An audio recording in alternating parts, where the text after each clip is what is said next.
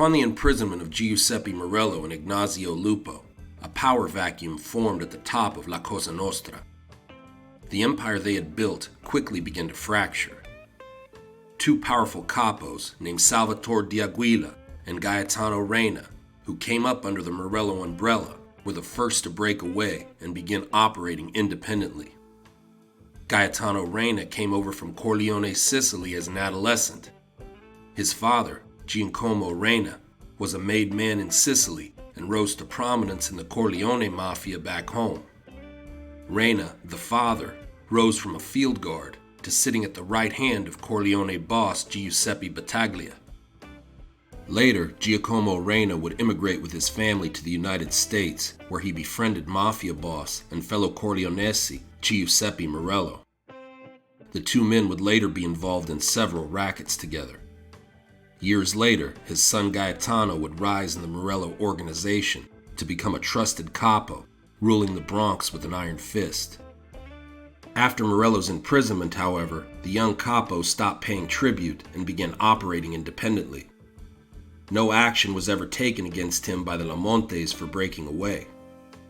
Now he was the boss and ran his own operation in the Bronx. Even closer to Morello's old home turf was New Brooklyn boss Salvatore D'Aguila. D'Aguila began his career in the Bronx as well, where he was arrested in 1906 for his involvement in a confidence scam. He would be arrested again in 1909 for assault. Both times, charges were dropped before trial. During this time, he caught the eye of Morello underboss Ignazio Lupo.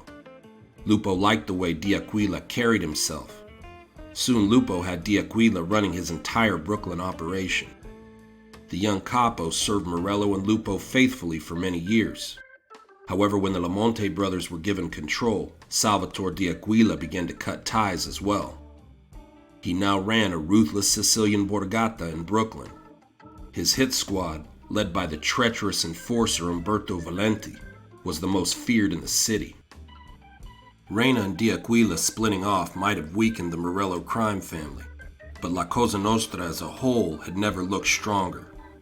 It was the hope of many in the underworld that things would begin to calm down after the deaths of Giosuè Gallucci and the Lamonte brothers. Still, not all of the Morello men were pleased with the shift in power. Giuseppe Fontana was an old Sicilian mafioso who had become notorious for his involvement in the murder of the head of the Bank of Sicily back in 1893. Fontana was not happy with his new position in the family. He desired more power and a larger share of the profits. Hearing of Fontana's discontentment, D'Aguila made overtures to a mutual friend. A meeting was set, terms were met, and D'Aguila welcomed Fontana in with open arms. The old Sicilian would immediately be made consigliere of the family. Another Morello soldier named Joseph Fanero would be the next to jump ship. Fanero was a notorious hitman for the Morello crime family. He had been one of the men involved in the Madonia killing and had at least a dozen other hits under his belt. His defection hurt, but was not entirely unexpected, as the hitman had been a close friend of D'Aguila's for years.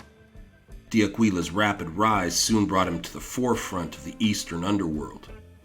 Only 2 years after breaking away, D'Aguila found himself in conflict with the Morello clan. Both gangs operated in close proximity, and many of the newly formed D'Aguila family either worked for or were members of the old Morello mob. This made for a volatile mix. Making matters even more contentious was the rise of a fourth borgata, headquartered in the Williamsburg neighborhood of Brooklyn. This new transplant was made up almost entirely of men from the Castellamare del Golfo. There were now 4 mafia clans vying for power in New York City.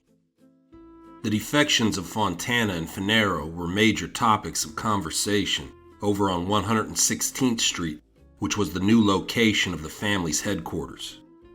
Inside, Ciro Terranova was pacing as he lamented on their situation. "There must be consequences. We cannot allow this betrayal to go unpunished," Ciro complained. Vincent then smacked the table with his hand. "The price of leaving the Cosca is death. If these fools think we will stand for this, they are mistaken," the oldest Terranova brother said, his face now a mask of granite. Nick Terranova both saw and felt his brother's anger. He knew what Vincenzo wanted to do. Still, he was extremely wary of the treacherous D'Aquila. Let's be patient for a month and let them relax. Then when no one is paying attention, we will kill them both, Nick Terranova said quietly. Vincent Terranova, who clearly didn't like the idea of waiting, replied, Their sentence is death. Blood out, blood in. That is our life. Will you grant amnesty to the DeMarco brothers too? Vincent scoffed with obvious disgust. The DeMarco brothers ran a crew that controlled gambling in Little Italy for the Morello crime family. Joe DeMarco was close to the Lamonte brothers, and when Fortunato and Tommaso met their untimely demise, Joe DeMarco began defaulting on tribute payments to the Terranovas. This was no nickel and dime operation. The DeMarcos' gambling racket was the largest in Little Italy and brought in huge amounts of money. It was also well protected and insulated. That made it one of the family's crown jewels and worth fighting for. It was no secret in Little Italy that Nick Terranova hated Joe DeMarco. He had always let the Lamonte brothers deal with him, and after their passing, he'd sent his brother Ciro. Nick also suspected that an assassination attempt 2 years ago may have come from the DeMarcos, but because he could not confirm it, he let his suspicions lie. Now as it stood, Nick Terranova was tired of the disrespect. He knew he'd need a reliable crew for this job. Luckily, he had just the one in mind. For this job, Nick Terranova decided on Giuseppe Joe Massaria. He was the capo of what remained of the old Lupo crew and already had a growing reputation in the streets. Now, despite his youth, he was respected as one of New York's top men. When Massaria received the contract, he decided it would be best to use someone unconnected to the DeMarcos. He knew a Neapolitan in Brooklyn who was allied with Alessandro Valero in the Camorra. This hitman did freelance work for money and had a reputation of a stand-up guy. In other words, he could keep his mouth shut. Massaria called the man to a local candy shop where he conducted his day-to-day business. The man entered and sat down at a booth. Minutes later, Massaria appeared. Listen, a contract's been handed down from the top. Joe DeMarco must go, Massaria instructed the man before him. I know Joe. He's an all right guy, the middle-aged hitman remarked as they sat. Massaria was momentarily put off by this. It doesn't matter if you feel any kind of way about Joe, one way or the other, he's gotta go. And you gotta show him the door, capiche? Massaria finished this speech with his jowly face set in a frown. You got any questions? The middle-aged assassin just shook his head. Apparently, he had none. The next day, the Neapolitan hitman woke early and situated himself behind a fence on East 112th Street. According to the information he had received, Joe DeMarco traveled past this spot frequently throughout his day. The intelligence turned out to be good. After only an hour, Joe DeMarco came strolling along. Steadying himself, the man took several deep breaths. Then he stepped from behind a parked truck, raised his gun, and fired. The round struck DeMarco in the neck. Seeing the wound, DeMarco's would-be assassin fled, assuming the job was done. It wasn't. Joe DeMarco was quickly picked up by an ambulance and brought to the hospital. There, the doctors performed heroically, saving Joe DeMarco's life. Once out of the hospital, Joe DeMarco knew he was a marked man. However, the ethnic enclave of Italian Harlem was too small a place for Joe to hide. After his recovery, DeMarco attempted to keep a low profile. However, he was a compulsive gambler, and the Morellos knew it. One night, after sneaking out for a poker game, DeMarco was caught again by a Massaria gunman. This time, there was no chance of escape. Joe DeMarco was struck 3 times in the head and chest.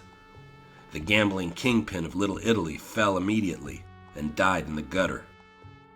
2 months later, Massaria's men caught DeMarco's brother Sal coming out of an Italian bakery. Massaria's team set upon the man with clubs and blackjacks. Salvatore DeMarco was found dead 2 days later in the middle of a deserted lot on Washington Avenue. His skull had been smashed into pulp. As if adding insult to injury, his throat was also cut, and the proceeds from the sale of his brother's restaurant were missing from his pockets. With the DeMarco brothers gone, the Terranovas took over their gambling and coal businesses completely. However, with the D'Aguila and Reina gangs to worry about, as well as other independent operations such as the new Castellamarisi crew popping up all the time, the Morello Borgata was being tested on all fronts. Another rising power in the underworld was the Neapolitan Camorra in Brooklyn. The Camorra were a loose confederation of several independent Neapolitan gangs that would band together against other ethnicities, including other Italians. Pellegrino Moreno was the leader of the most powerful of these Camorra gangs, with crews in Coney Island and on Navy Street in Brooklyn. The Navy Street crew was run by a powerful Moreno lieutenant named Alessandro Valero. Valero was a handsome and dashing man in his early 30s who had a personal magnetism and charisma that attracted numerous followers. Valero was more ambitious than his boss, and he sensed weakness after the death of Gallucci and the one-sided war with the Lamonte brothers. He began slowly encroaching on Nick Terranova's territory, opening gambling dens and numbers banks on the outskirts of Manhattan. Nick Terranova was already feeling pressure from all sides, so when he heard news of this, he exploded. "Who does this man think he is?" Nick Terranova yelled, gesticulating wildly. "These louts from Naples have no respect," Vincent scoffed in reply. "They're highwaymen and brigands. Why you expected better behavior is the only mystery to me," he lectured. "Let's send an emissary to Pellegrino Moreno," Ciro ventured pragmatically. "Valero answers to him. Perhaps Pellegrino can make him see reason, and we can avoid bloodshed," he added with a hopeful expression on his face. Nick Terranova sat silently for a second and pondered his next move. After several moments, he finally spoke. "All right, Ciro. Go to Coney Island and see this Pellegrino Moreno. Tell him respect is only given when it is received," the young mafioso declared. So it was decided. A few days later, Ciro Terranova caught a ride to Coney Island and met with the boss of the Brooklyn Camorra, Pellegrino Moreno. Ciro Terranova arrived at Moreno's private social club and was searched before being shown inside. The club was well furnished and much nicer than Ciro Terranova expected. He was shown to a waiting room where he sat and was offered a drink. He politely declined. He wanted to be clear-headed when matching wits with one such as Pellegrino Moreno. Instead, he just sat and enjoyed the plush decor as he waited for the Camorra boss. After a while, Ciro was called to the rear of the club where Pellegrino Moreno waited for him with a drink in hand. As Ciro sat, the older mafioso yet again offered him a drink. "No, Mr. Moreno. Unfortunately, this is not a personal call. Your man Alessandro Valero has opened a numbers bank and a card game in Harlem. Harlem belongs to the Morellos. Anyone who opens a game must pay us. What can we do to fix this problem?" Ciro finished reasonably. Moreno took a long look at Ciro as if to get a measure of the mafioso sitting before him. After a moment, he spoke. "Well, paisan, I can tell you that while Alessandro does respect my opinion on different matters, he is not my man, as you put it. He handles his own affairs, and I handle mine," Moreno explained. Ciro was not put off by this and pressed on. "Perhaps a friendly exchange of influence, then," Ciro suggested. "I think perhaps he'd listen if you would speak to him as a godfather," Ciro added slyly. Moreno, a sly old dog himself, smiled and put his hand over Ciro's. "Very well. I will speak to Alessandro as a favor to you and your brother. Please consider this my gift to you as a token of friendship," Moreno finished. "Thank you for your consideration, Don Moreno," Ciro said as he rose to leave.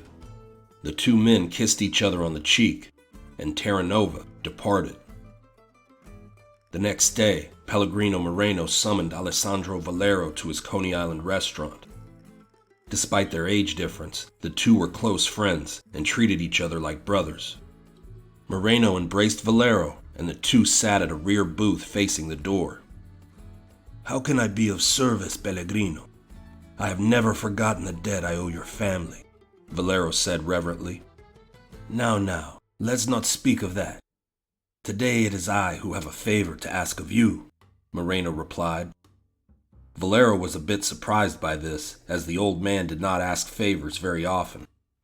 "If it is in my power to grant, it is yours," Valero said with conviction. "Ciro Terranova came to visit me. He complained about a bank you opened in his neighborhood. I have plans with them that cannot be disturbed. For now, I need you to stay out of Morello territory. More specifically, I need you to stay away from the Terranova brothers, Alessandro. Can you do that?" Moreno asked this with an intensity and seriousness that was uncharacteristic of the normally reserved mafioso. In response, Valero's face began to get beet red, and for a moment, it looked as if his head might explode. He struggled to find his breath. After a moment, he was able to compose himself. "Niccolo Terranova killed my cousin.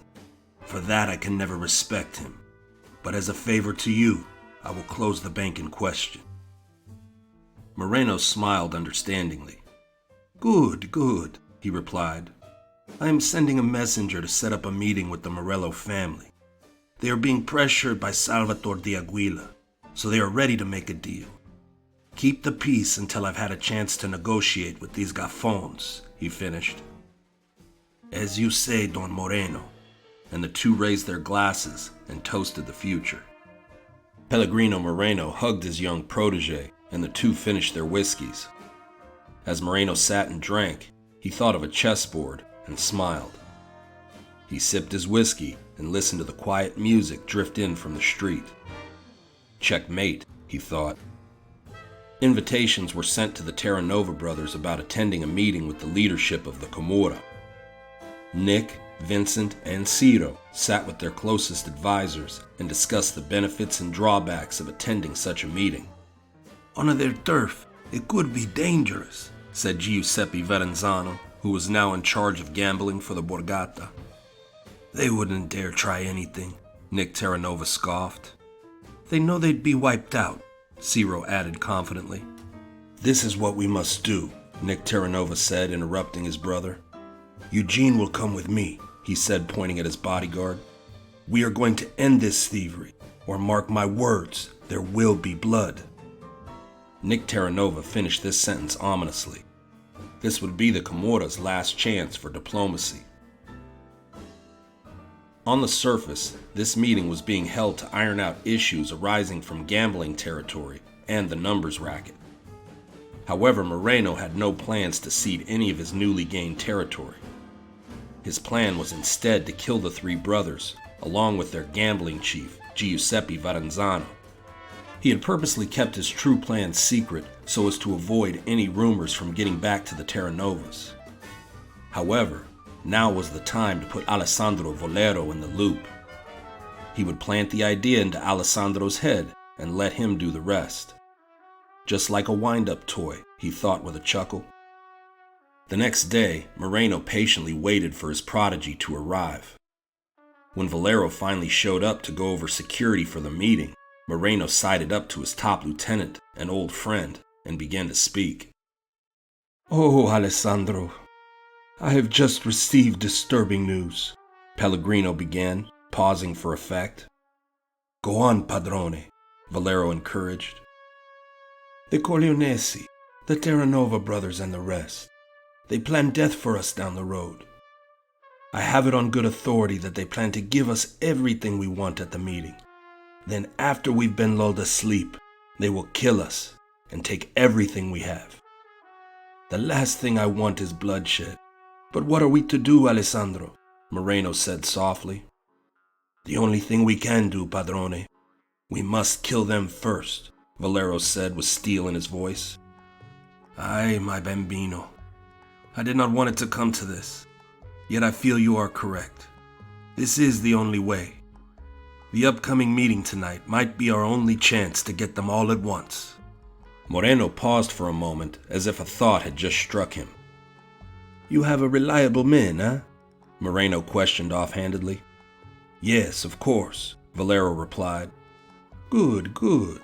Now all three brothers will be there, and Giuseppe Varanzano as well. The bodyguard Ubrasio, too.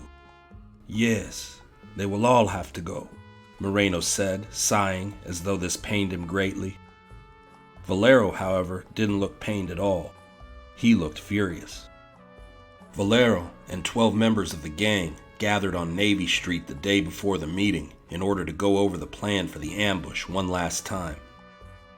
3 men had been selected to be the shooters. Their pistols were hidden in a special compartment in the wall. Others were assigned as greeters, backup shooters, and lookouts. The ambush had been planned for the afternoon of September 7th.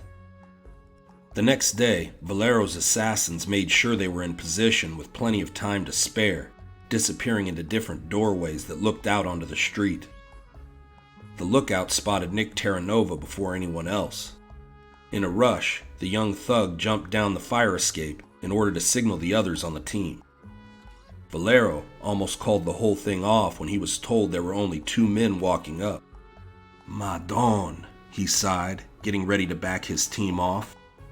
Then, as the 2 men got closer, Valero was finally able to see who was approaching. He recognized one of the 2 men as Nick Terranova.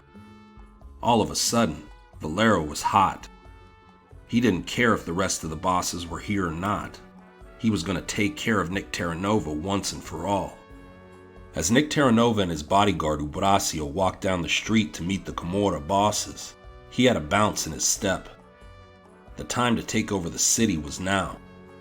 As soon as he brokered a profitable peace with the Camorra, he would clean his own Sicilian house out when he dealt with Sal Toto d'Aguila.